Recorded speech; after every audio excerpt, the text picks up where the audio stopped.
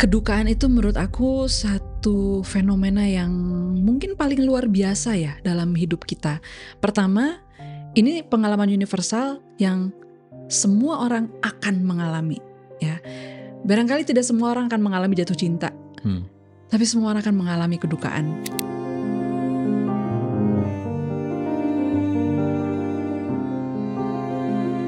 Orang berbahagia itu nggak perlu diajarin, tapi orang untuk menderita, kita harus punya skill karena nggak ada yang mengajarkan kita bagaimana cara menderita. Tapi kapan kesepian itu biasanya datang, Mbak? Apakah di saat sendiri? Apakah di saat Mbak ngerasa hidup berat banget dengan segala tantangannya? Atau justru di saat Mbak tertawa dengan teman-teman dan keluarga? Ini lucu ya, justru ketika gue merasa... Ini gue harus hati-hati bertanya pertanyaan ini. Tapi I'll try to craft it very carefully. Jadi deg-degan. Dan very wholeheartedly. Oke, Rory, ini aku belum pernah ungkapkan di podcast manapun loh. 3 kata untuk menggambarkan perjalanan hidup Dewi Lestari sekarang. 3 kata. Bukan single ready to mingle ya. Boleh? Oh iya, boleh.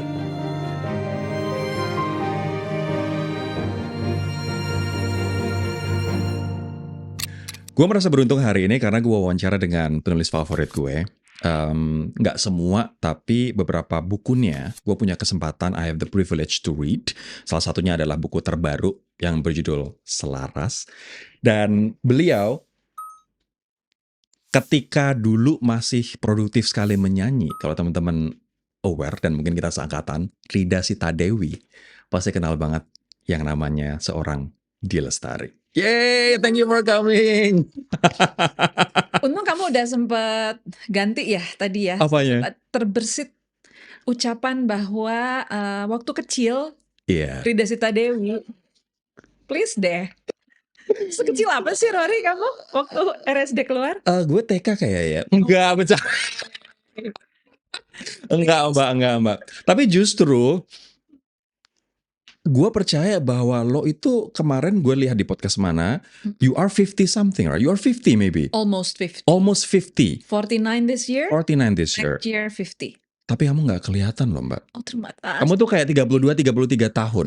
Ini aku nggak lagi peres ya. But it's truly coming from heart. Jangan di-cut ya. Nanti pas saya harus ada. Enggak, kamu kayak orang 30-an early 30. So thank you so much. Thank you. Dan itu juga yang membuat aku berpikir bahwa kita harus ngundang Mbak di usianya yang hampir 50, tetap happy, tetap fit, dan apalagi kemarin perayaan bersama. Betul. Perayaan bersama 1000 harinya berpulangnya Mas Reza. Yes. You still look very happy, you still very, yaudah let go, ikhlas gitu. Dan dari perayaan itu terbitlah buku judulnya Selaras. Aku pengen tanya dulu soal Selaras ini, Mbak Di. Karena di bagian awal, lo secara letter luck menyebut bahwa sialan, akhirnya gue juga yang nulis. What happened? Ini ditulis oleh Reza Gunawan dan juga Dewi Lestari by the way. Tapi ada kata-kata sialan, akhirnya gue juga yang nulis. Jadi Rory, aku tuh kenal Reza pertama kali tahun 2006 ya. Berarti kan udah hampir 20 tahun yang lalu tuh. Kenal dia pertama kali, dia udah bilang sama aku, saya lagi nulis buku loh, gitu. Bahkan dia sampai yang, saya lagi sabbatical leave. Waduh. Demi menulis buku. Wow, gitu kan. Nah, terus gak berapa lama, aku inget aku tuh dapet hadiah dari penghargaan sastra. Hadiah tuh pulpen.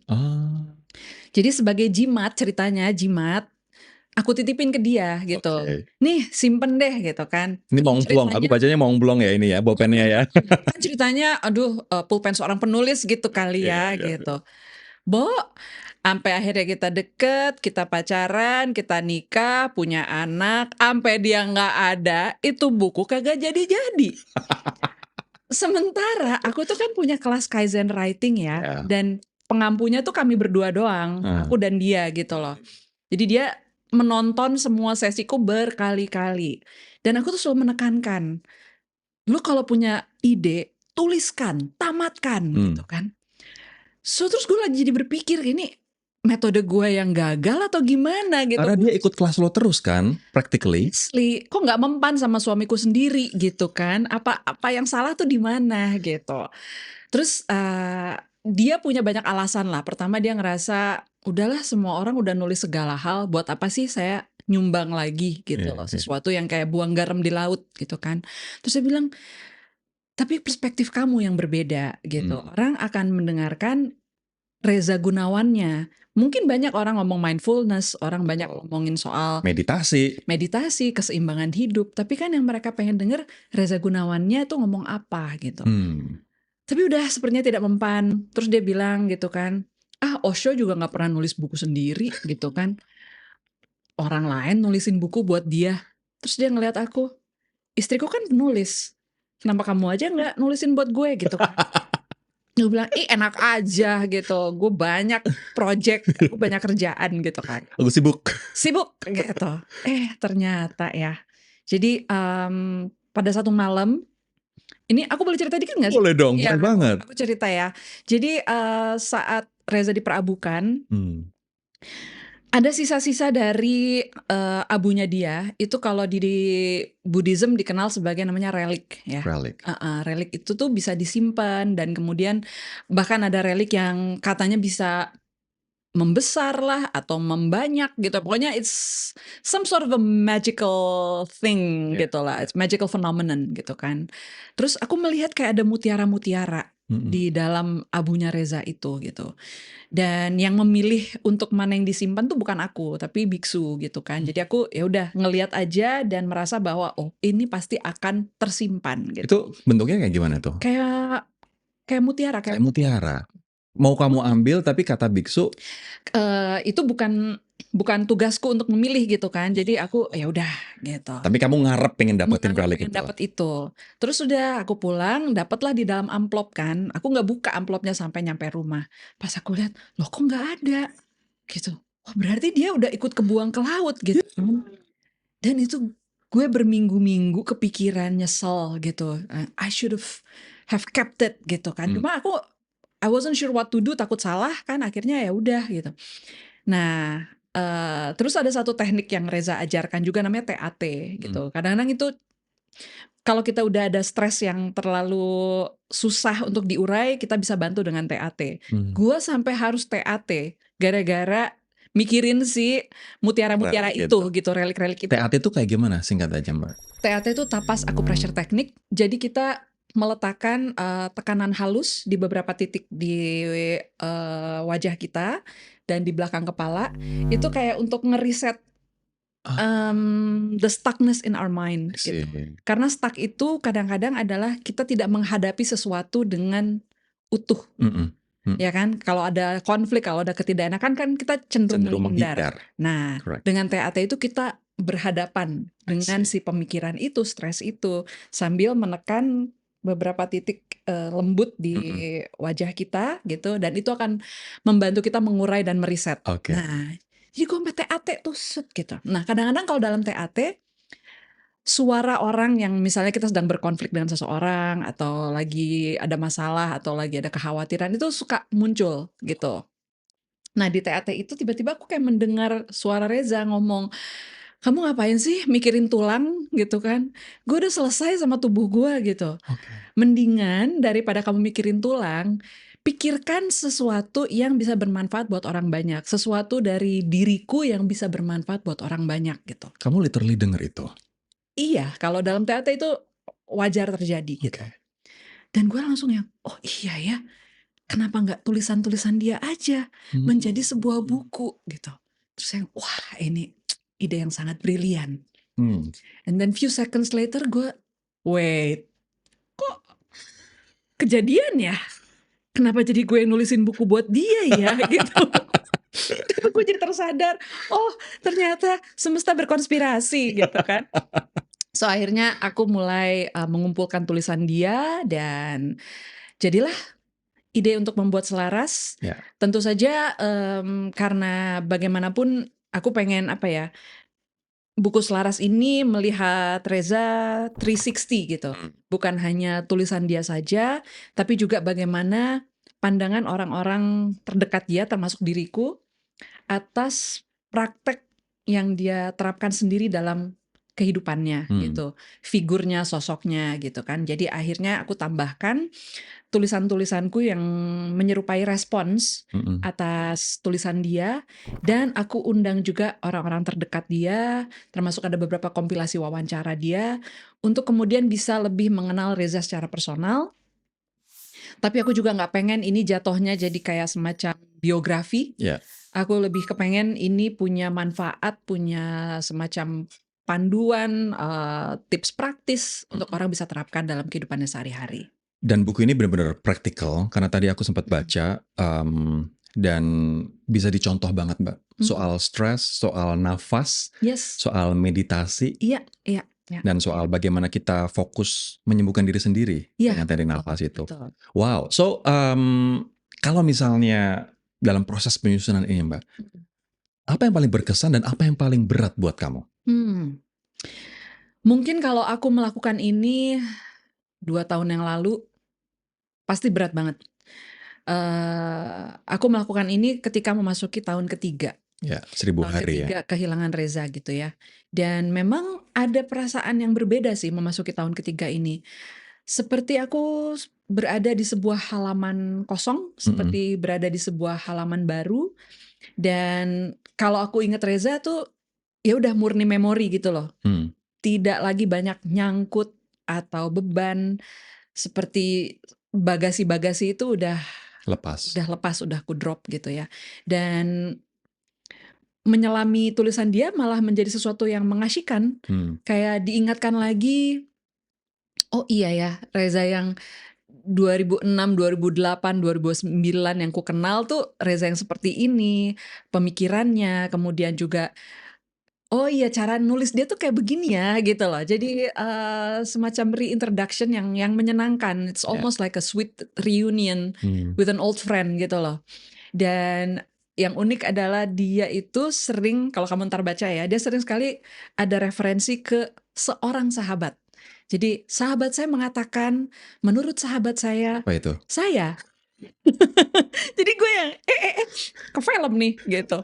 Ada kue nih gitu. Terus kok nggak istri saya mengatakan atau memang pada saat itu konteks kami cuma temenan gitu loh. Oh, I see. Tulisan dia sudah cukup lama aku kompilasi gitu ya gitu. Jadi saya tuh hadir dalam sahabat saya.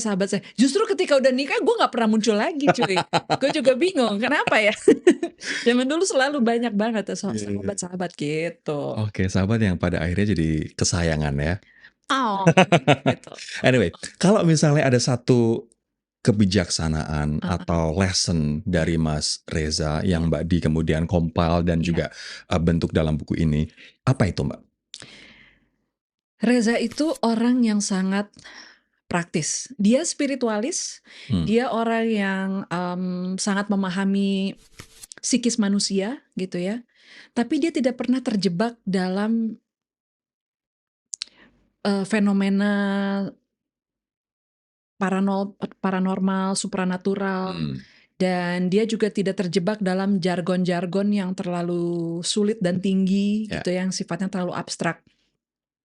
Jadi dia itu selalu suka pada kesederhanaan, sesuatu yang membumi, sesuatu yang praktis, dan sesuatu yang punya dasar saintifik gitu. Jadi menurut aku kelebihan Reza adalah bagaimana dia mampu memberikan konsep-konsep yang dekat dengan keseharian kita gitu ya. Tapi konsep-konsep itu juga konsep yang dalam gitu loh. Seperti keseimbangan, keikhlasan, keselarasan gitu. Itu kan sangat mudah terjebak di dalam diskusi tinggi aja gitu. Tapi kita nggak ngerti gimana mengaplikasikannya ke dalam keseharian kita. Nah, dia membawa itu semua ke dalam level sehari-hari yang diterjemahkan ke dalam bagaimana cara kita bernapas, bagaimana kita mendengarkan lawan bicara kita, bagaimana kita hadir untuk pasangan kita, gimana kita kemudian misalnya nih kita pasangan terus aku tiba-tiba main HP begitu saja tanpa ngomong dulu sama kamu gitu. For him that's a big no-no gitu. Dan itu yang menjadi praktek kami sehari-hari. Kalau kami berdua, dia pasti minta izin dulu. Hanya misalnya untuk ngecek WA. Jarang banget dia dengan mindless ngambil HP lalu tenggelam dalam ponselnya sendiri, itu Wow. hampir tidak pernah. Dia selalu ngomong dulu, "Sorry ya, saya balas pesan dulu, give me 10 minutes." Oh, wow. Dan dia akan tenggelam 10 menit gitu, dan abis itu dia akan letakkan dan Balik kembali lagi. hadir sepenuhnya buat saya, gitu. Ini mungkin sifat yang langka banget ya. Karena selama ini ketika kita ya udah we take things for granted, right? Especially our family members.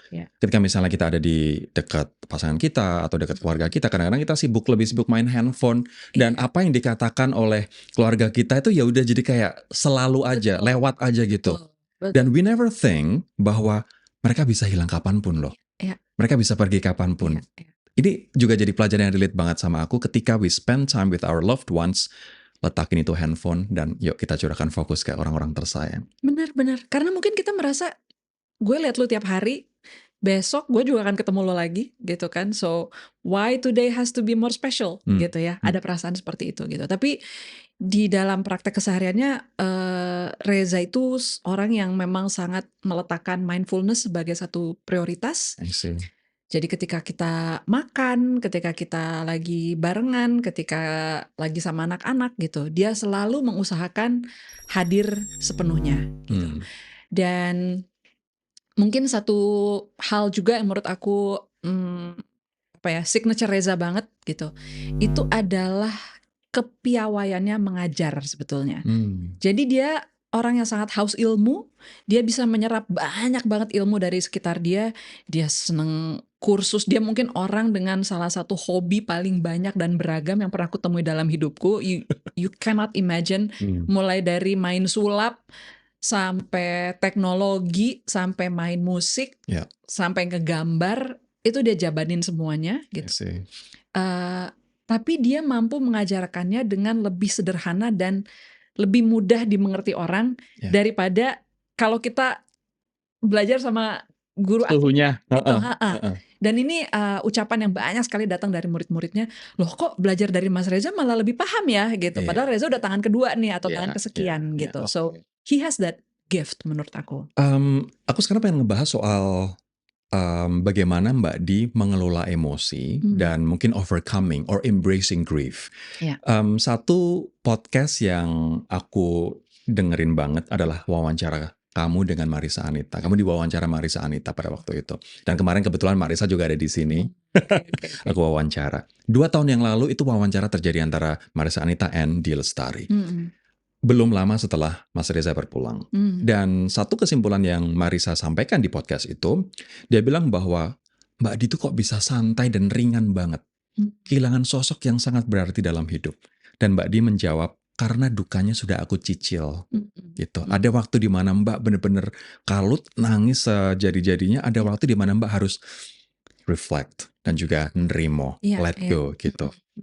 Boleh diceritain Mbak, kenapa kehilangan itu menjadi hal yang tidak seberat mungkin orang lain. Mungkin ini adalah gambaran dari luar. Dan mungkin juga bisa diceritakan, how are you today? How are you coping with grief? Oke. Kedukaan itu menurut aku satu fenomena yang mungkin paling luar biasa ya dalam hidup kita.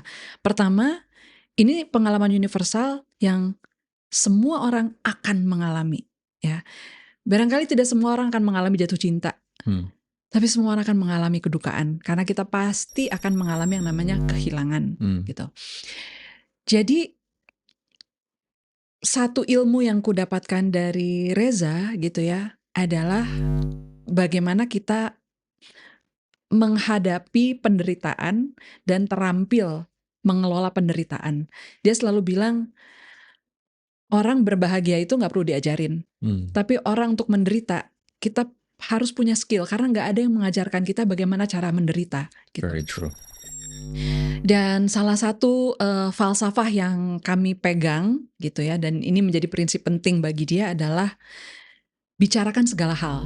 Jangan simpan unek-unekmu karena unek-unek itu adalah racun.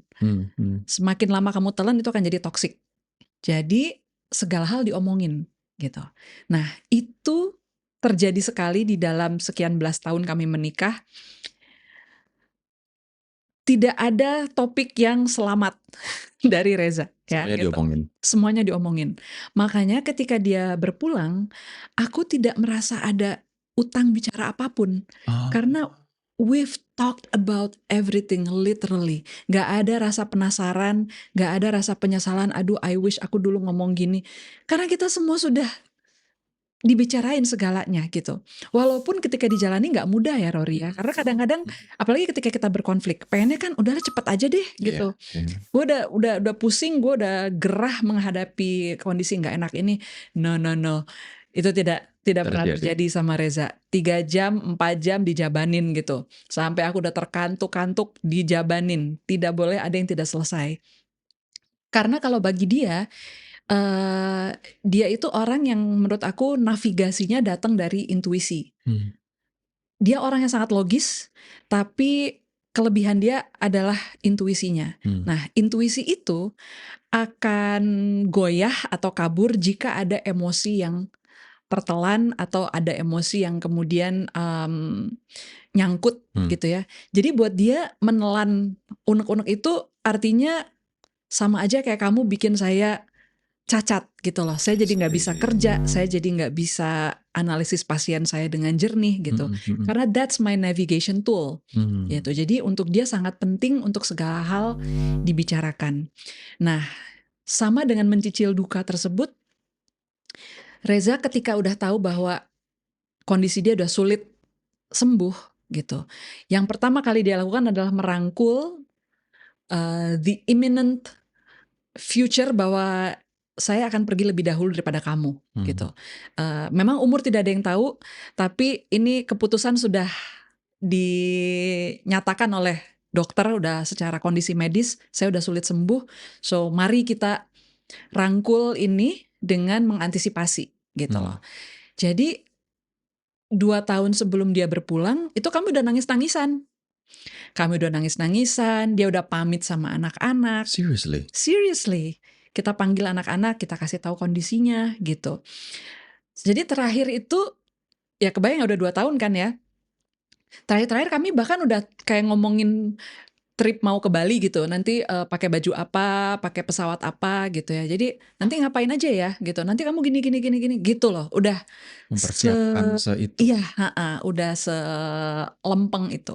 Walaupun tentu saja ketika sudah kejadian ya tidak semulus itu gitu kan. Tapi aku sudah diberi bekal untuk berhadapan dan bagaimana kita mengelola si derita maupun rasa kehilangan. Dan satu kuncinya adalah jangan dihindari pertama, kedua rasakan seada-adanya. Jangan di sugarcoat, gak usah diberi hiburan, gak usah dikasih distraksi, just be with your grief gitu. Dan be with our grief adalah artinya mungkin menangis semalaman, artinya mungkin gak mau ketemu orang setengah hari gitu ya. And sometimes we complain about that gitu. We complain about not being okay. Nah, dalam ya falsafah hidup kami dan apa yang dipraktekkan Reza adalah it's okay not being okay gitu loh. Jadi kalau memang lagi nggak oke ya udah just be nggak oke nggak oke-nya gitu loh. Karena pada akhirnya ketika dia sudah tercerna, dia sudah tertelan, bakal ganti kok. Sama seperti langit nggak selamanya mendung, nggak selamanya juga cerah gitu. Dia bakal ganti. Dan that's how I felt. Rasanya bahwa oh iya ya hari-hari gue gak seluruhnya berduka juga, ternyata gue masih bisa ketawa. And human is funny that way kan. Lo bisa nangis gitu. Terus 10 menit kemudian lo lihat reels lucu, dia ketawa juga sih gitu kan. Tapi ini unik ya, berarti sudah mempersiapkan kematian tuh kayak dipersiapkan. Karena sudah tahu the verdict seperti apa. Jadi yuk kita make the most out of it, out of this left time, ya kan, very limited time. Betul. Aku jadi nggak bisa bayangin mereka yang ketika tidak punya persiapan dan kehilangan tiba-tiba, oh my god, itu akan heartbreaking. Selalu ada 2 sisi ya. Ada yang bilang, tapi enak dalam tanda petik tidak menderita gitu loh, tidak struggling. Cuma kan ada mungkin impact atau shock yang sangat besar dalam kehilangan yang mendadak gitu ya. Hanya saja tentu kita nggak bisa melihat mana yang lebih mending daripada yang mana. Betul. I think at the end grief is grief. Yeah. Kedatangannya saja caranya berbeda-beda. Ada yang berangsur, ada yang mendadak gitu ya. Tapi at the end of the day we arrive at a similar point gitu. Bagaimana kemudian kita menjalani hari-hari setelah kehilangan itu. Menurut aku itu yang menjadi ujian besarnya sebetulnya. Do you feel lonely, Mbak? Saat ini hidupku sih terasa sangat penuh ya gitu. I cannot imagine if I don't have my children gitu. Jadi aku tidak bisa takabur juga. Oh, aku sekuat ini gara-gara skillku, gara-gara kemampuanku, gara-gara tahu teknik ini, teknik itu.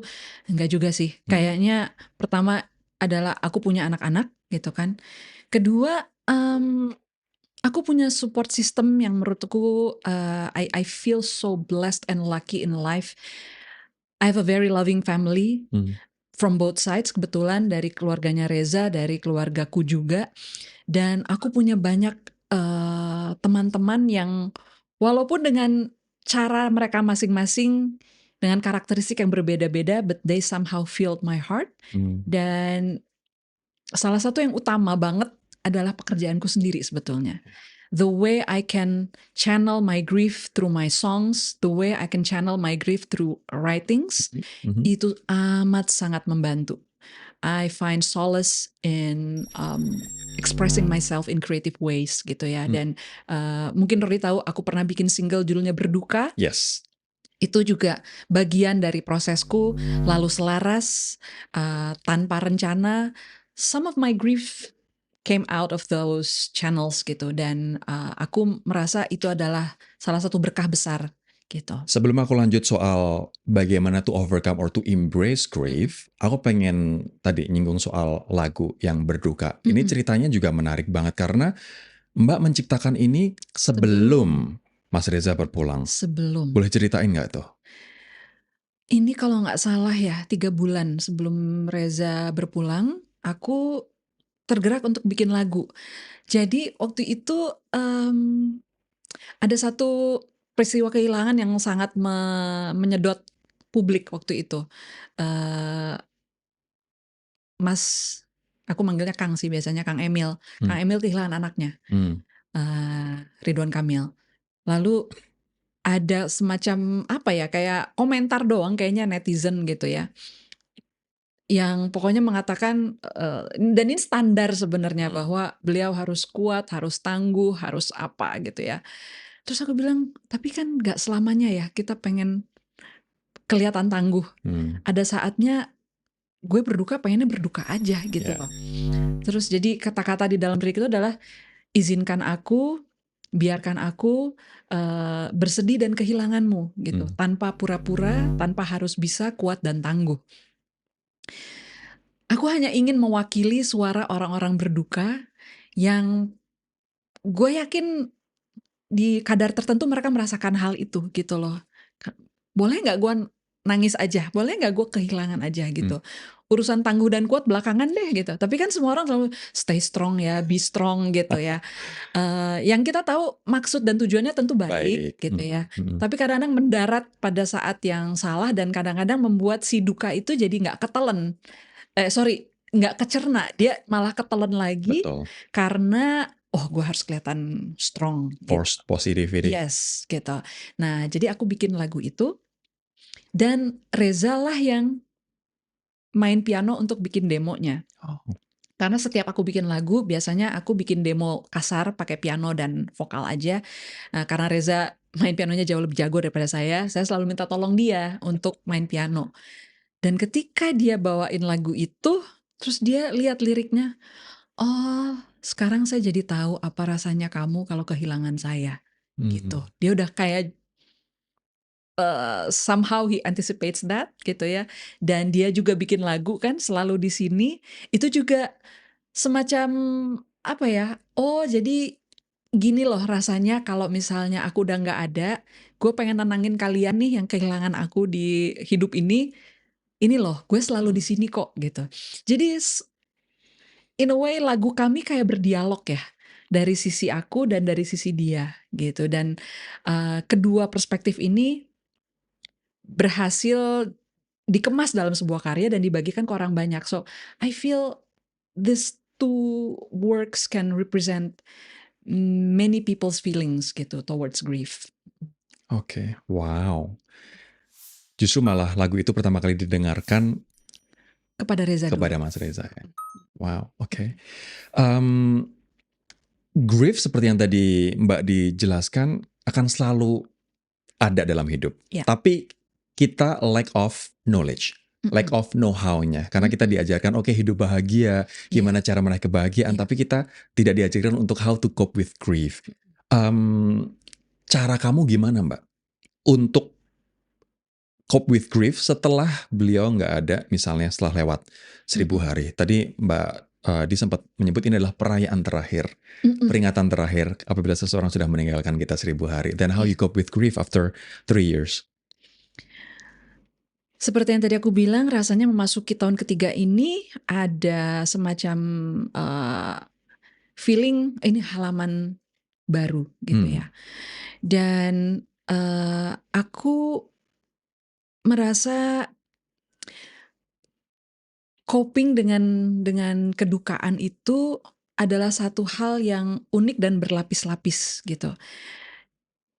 Bagiku yang paling pertama adalah pemahaman kita dulu bahwa saya ini di Lestari sebetulnya ini hanya sebuah konstruksi pikiran gitu kan. Sebuah nama yang datang dari orang tua, kemudian saya tempeli karakteristik, oh aku orangnya gini, sifatnya begini, pekerjaanku ini, talentaku ini gitu. Itu kemudian membentuk sebuah konsep di Lestari gitu. But is it really who I am? Kalau kita sudah pernah merasakan bahwa oh ternyata kesejatian diri kita itu bukan itu semua, otomatis segala atribusi yang menempel kepada dia, yang kita pikir nempel pada dia, kebahagiaan, kedukaan, prestasi, itu semua hanyalah awan lewat di langit kosong gitu. Kita sendiri adalah si langit kosong itu.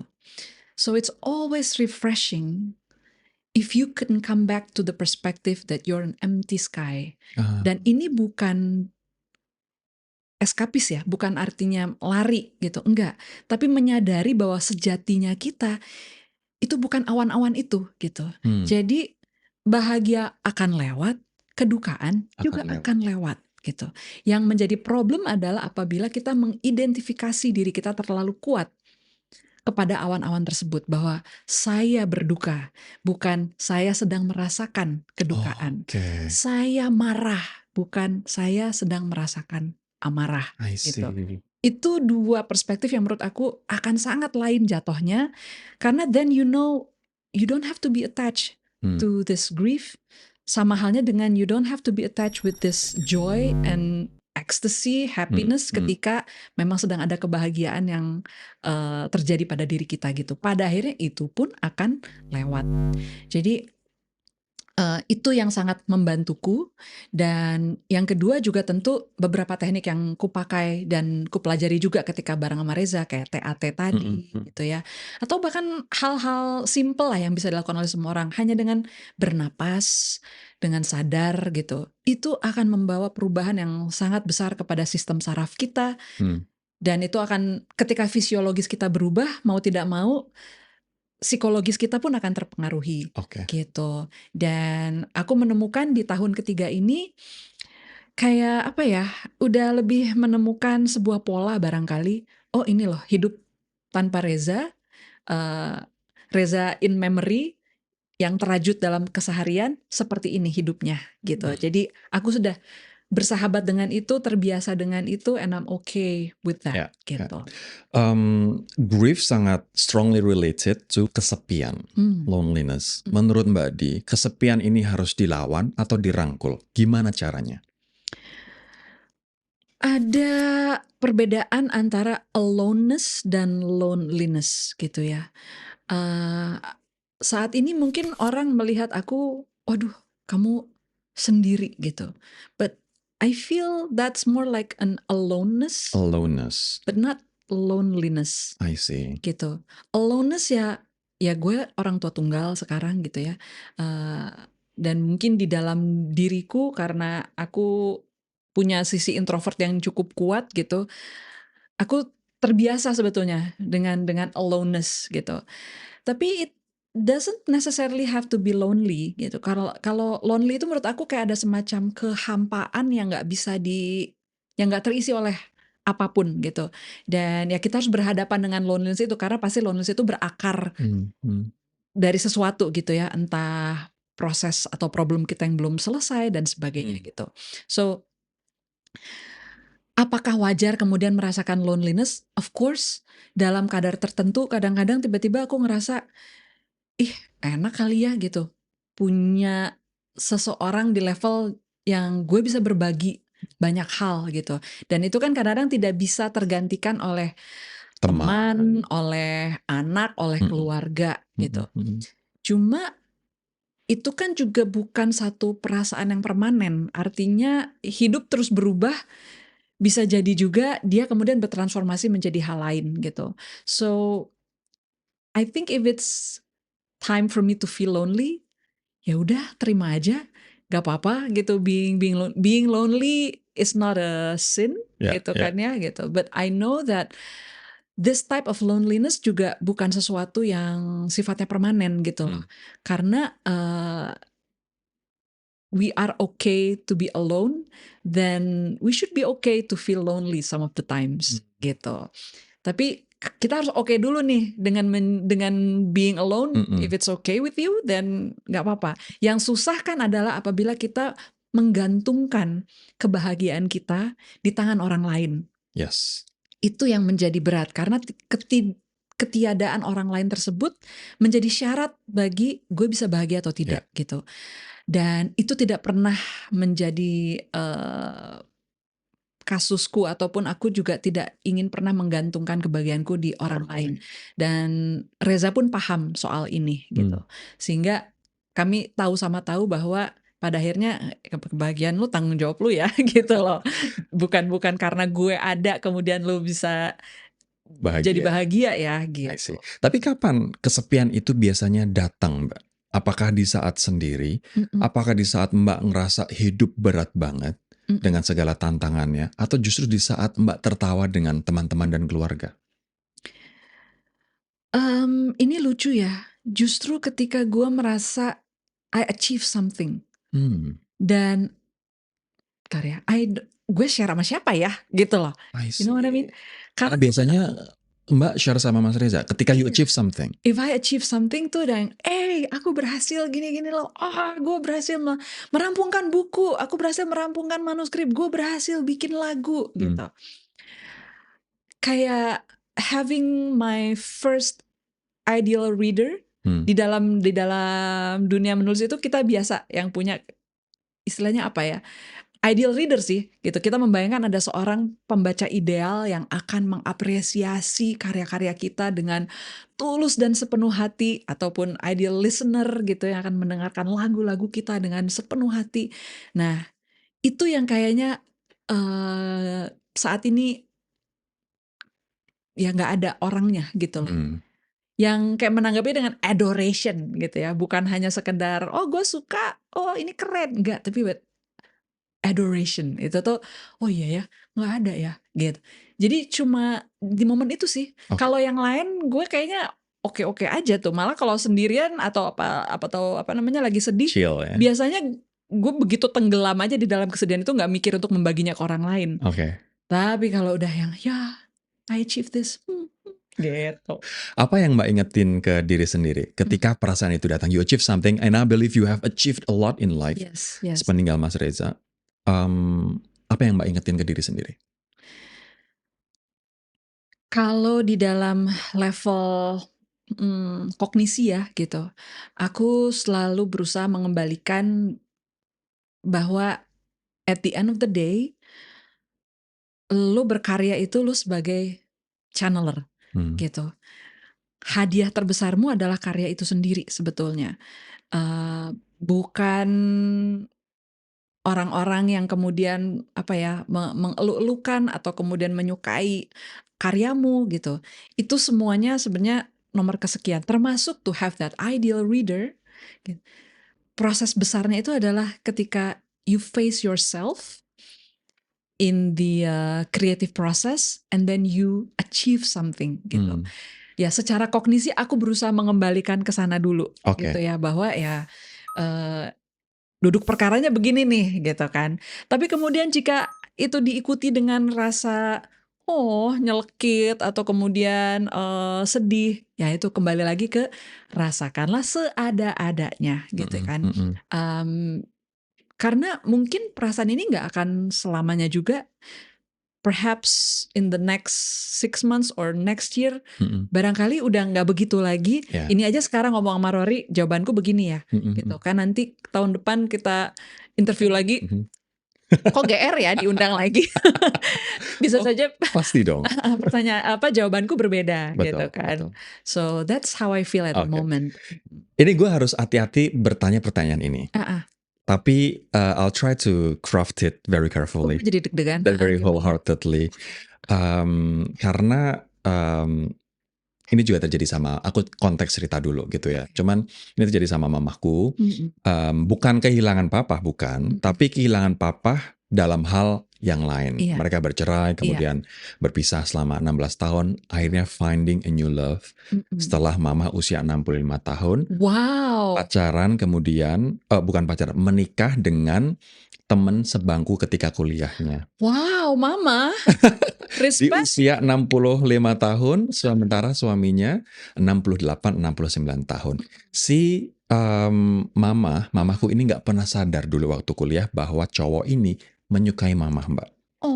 Dan akhirnya si cowok ini justru malah ikhlas untuk nganterin mama ke papahku naik motor gitu. Thank you ya udah, ibaratnya kayak thank you udah dianterin ke pacar gue. Ya sama-sama gitu. Tapi deep inside cowok ini sebenarnya sayang dan memendam perasaan cinta yang begitu besar ke mamaku. Wah, jiwa fiksiku bergejolak loh. Exactly. Ini aku tulis di Instagramku dan waktu itu banyak orang yang pengen wawancara bilang enggak. Dan akhirnya setelah si suaminya mama itu kehilangan istrinya yang kemarin, setelah berapa 40 hari atau apa gitu, ada sesuatu yang dikatakan oleh suami laki-laki ini ke mama. Dulu waktu kuliah aku kehilangan kamu, sekarang aku nggak mau kehilangan kamu lagi. Oh my God, my romantic heart. Sebentar, saya harus minum. Silakan. Nah terus akhirnya kemudian mereka banyak bercerita dan mereka banyak cocok karena beliau adalah pendidik, dosen, mama juga dosen, klop lah gitu. Kayaknya gue udah mulai bisa menebak arah pertanyaanmu. Terus? Iya kan? Mereka berpisah, Mbak Di, selama berpuluh-puluh tahun. Mereka menjalani kehidupan masing-masing, tapi akhirnya dipertemukan oleh takdir di usia mereka yang sudah tidak muda lagi. 60-an tahun gitu. Dan akhirnya sekarang mereka menikah dan tinggal bersama. Aku itu bersyukur karena aku berarti mama ada yang jagain. Pak Mariadi, nama suaminya, ada yang jagain. Mereka saling menjaga gitu. Apakah kamu kebayang situasi itu akan terjadi? Entah dengan cinta lama kamu, entah dengan siapapun itu. Dan kapankah kamu akan merasa siap jika itu terjadi? Panjang ya pertanyaannya. Preambulnya panjang ya. Karena gue harus hati-hati menanyakan hal ini. Rory, ini aku belum pernah ungkapkan di podcast manapun loh. Jadi gini, kalau dalam ngobrol sehari-hari sih aku kadang-kadang ngobrol cerita sama temenku ya gitu. Sumpah pernikahan paling tinggi itu kan adalah mendampingi saat sakit dan sampai maut memisahkan gitu kan. Nah, gue ngalamin nih gitu kan. Jadi ibaratnya sekolah, gue merasa kayak, gue udah PhD sekarang gitu loh. Udah lulus, apalagi gitu kan. Nikah ya begitu, maut memisahkan, mendampingi saat sakit. Udah ngalamin gitu. Jadi ketika lu udah merasa lulus sekolah, kalau aku sih karena anaknya kurang akademis ya, jadi gue kayaknya males ya Untuk S1 lagi, what? SMA lagi, no, gitu. Jujur ada perasaan seperti itu. Oke. Tapi I know that human needs companionship. True. Gitu. Dan aku sendiri tidak menutup ide tentang punya seorang teman, pasangan yang kemudian kita menjalani hidup sehari-hari, saling merawat, saling mengurus, saling menyayangi dan mencintai. I'm completely open to that gitu. Tapi kalau menikah itu kan merger ya, Bo. Gitu. Kalau merger itu menurut aku masuk akal jika memang kondisinya kondusif dan membutuhkan untuk dimergerin. Jadi sekarang kalau aku melihat pernikahan, apa ya? Pernikahan itu kan ada penggabungan aset, kemudian waris. Aku mungkin udah lebih teknis gitu melihat pernikahan itu, dan apakah harus dalam format pernikahan? I don't know gitu. Tapi kalau misalnya punya seorang, I'm totally okay with that. I'm totally open to that gitu. Sempet sih ada rasa kayak, nah itu tadi ya kayak, aduh kayak kalau lihat orang tanding lari, gue kan udah enak nih di warung minum teh botol gitu kan ya. Udah kelar. Kalian masih keringetan gitu. Ada rasa yang kayaknya gue malas deh lari lagi gitu. But at the same time, aku rasa itu it's an adventure of its own gitu. Dan it has its own beauty. Tentu saja ada tantangan dan rintangan. Barangkali ketika udah dijalanin, ngapain ya gitu kan, what was I thinking gitu, bisa jadi. Tapi so yeah, I'm completely okay to that. Tidak menutup diri. Anak-anak sih sebetulnya mah nggak usah ya gitu. Tapi mereka pun jawaban mereka berubah loh, dari tahun pertama ke tahun ketiga tuh berubah tiba-tiba. Yang ya mama, you're only human. Pada akhirnya kita akan mengerti. Iya. Gitu. Tahun ini jadi bijak. Dulu sih Enggak usah ya. No way gitu. Jangan, gak usah date, tidak. Gitu tadinya mereka begitu. Tapi tahu nggak respon gue ketika nyokap gue cerita sama gue, Mbak? Oh ya, I wanna know. Gimana? Suatu saat nyokap telepon gue, Rory, kayaknya mama sedang pacaran gitu. Hah, mama? Di usia berapa waktu itu? 65 tahun. Ini pacarnya cepet banget, Mbak Di. Jadi ketemunya cepet, nikahnya cepet gitu. Oh iya, mama pacaran. Perasaan kemarin mama sama ini nggak cocok, sama itu nggak cocok. Jangan mama pacaran sama berondong ya? Enak aja gitu. Karena aku sama mama kan secil itu, godain kayak gitu. Iya. Enggak, ini sama teman kuliah mama. Oh, tell me more about it gitu. Dan kita kayaknya udah akan serius, Ror. Wow, itu shock dong aku dikasih tahu. Shock tapi dalam artian happy. Yang aku jawab ke mama adalah, Mama, as long as you're happy, I'm a big supporter of you. Dia bilang gitu. Kinan, Atisha tolong dengerin ya. Kata Om Rory begitu, gimana? As long as you're happy, Mom. Dan ketika orang itu mama rasa tepat, ya udah go ahead. Dan akhirnya mereka go ahead. Walaupun awalnya, Mbak, tantangannya besar banget, terutama dari keluarga gitu. Oh iya, pasti. Dan gimana sih, Mbak? Aku juga sangat memahami karena keluarga sebelah baru selesai, mungkin belum grieving kan. Terus kok ayahnya sudah mau menikah lagi dan mama. I truly understand. Makanya aku nggak terlalu berani masuk. Udah, biarkan itu berproses. Mama, fight your own battle. Aku nggak mau terlalu ikut-ikut, tapi aku akan support dari belakang. Dan ada satu waktu di mana aku berbicara dengan mereka berdua. Aku nggak yang menyuruh atau mendikte, enggak. Aku cuman bilang, Bapak, kapanpun Bapak siap silahkan. Tapi yang jelas, ketika kalian berdua memutuskan untuk menikah, saya support. Karena orientasi saya adalah asalkan mama saya bisa bahagia gitu. Tapi in a way itu adalah sebenarnya pressure halus untuk si bapak menyelesaikan baggage-nya. Dan akhirnya setelah ketemu itu, beliau juga mendengarkan saranku. Akhirnya beliau berbicara. Awalnya beliau jarang berbicara dengan anak-anaknya, situasi dia. Akhirnya beliau berbicara dengan anak-anaknya bahwa bapak juga perlu companionship, bapak sudah tua, nanti gimana. Dan akhirnya pernikahan itu berlangsung. Gitu. Memberikan harapan. Begitulah Mbak Di. Dan aku setuju sih, terserah gimana orang melihatnya, tapi it doesn't have to be marriage. Our true need is companionship, right? Dan kayaknya ketika di usia segini ya, Rory ya, kita udah nggak terlalu dengerin kata orang sih, setidaknya in my case gitu. Karena kita udah tahu bahwa semua orang akan punya kesibukan dan urusan masing-masing kok gitu, nggak usah terlalu dipikirin gitu ya apa kata orang. So, and I'm a hopeless romantic inside. I'm truly am gitu. Memang aku punya sisi logika yang sangat kuat gitu ya untuk memproteksi si hopeless romantic ini, karena si hopeless romantic ini wah gampang meleot ya, Bo gitu. dia harus dijaga dengan struktur yang kuat gitu. Tapi ya I'm open with any scenarios yang disediakan oleh semesta raya. Saya pasrah dan siap saja. Oke. Alright. Kita sudah ada di segmen happy sekarang. Yeay!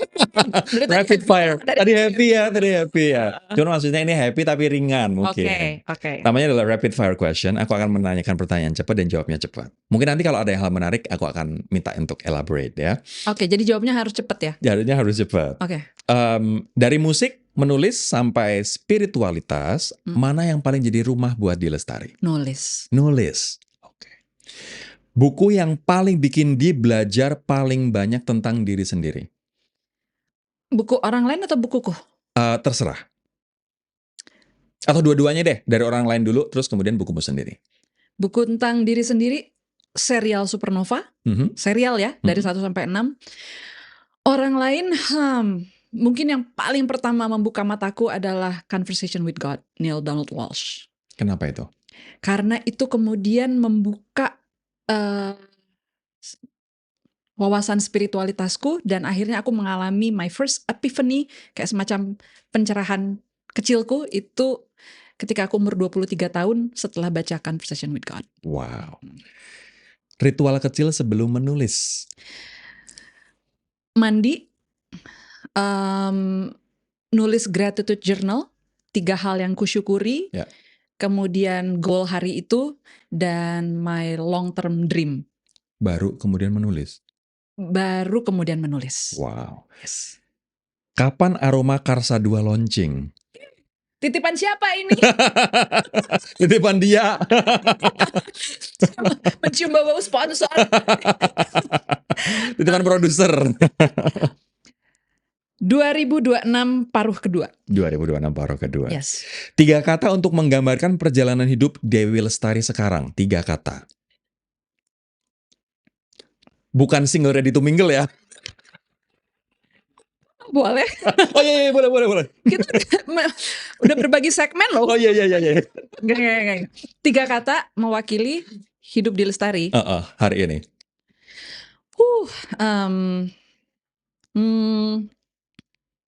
Kreativitas, olahraga, keluarga.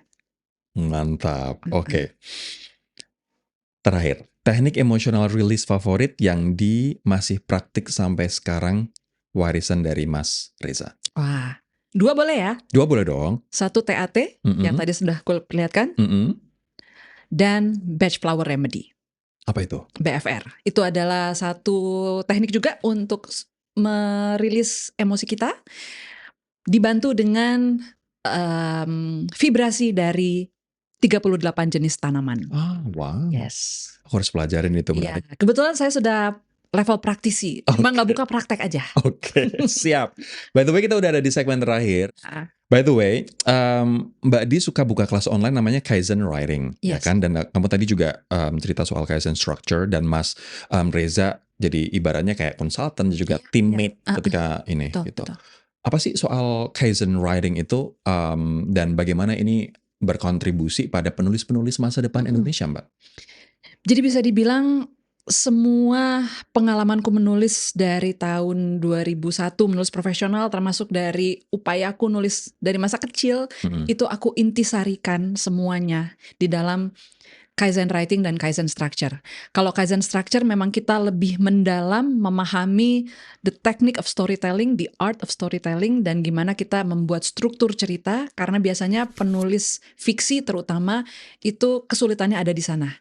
Sementara kalau Kaizen Writing ini lebih melihat dunia menulis dan kreativitas secara menyeluruh, dari bagaimana kita berteman dengan ide, berlatih diri mengelola dan menangkap ide, sampai kemudian menjadikannya sebuah karya.